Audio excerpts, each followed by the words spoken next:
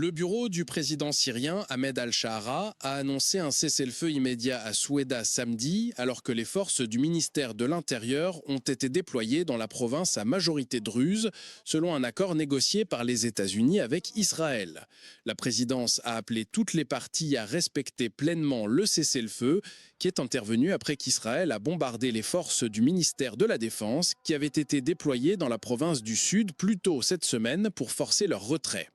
Le président intérimaire de la Syrie, Ahmed al-Shahra, a renouvelé samedi sa promesse de protéger les minorités après des affrontements sectaires qui ont fait plus de 718 morts dans la province de Soueida, à majorité druze.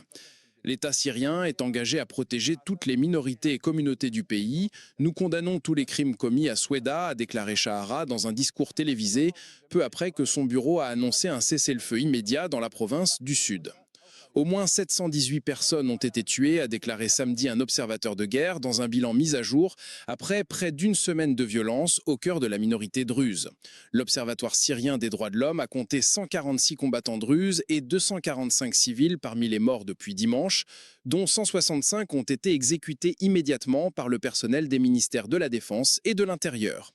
La violence a également coûté la vie à 287 soldats gouvernementaux et 18 combattants bédouins, plus 3 bédouins qui ont été exécutés immédiatement par des combattants druzes, a ajouté l'observateur basé en Grande-Bretagne. 15 autres soldats gouvernementaux ont été tués dans les frappes aériennes israéliennes.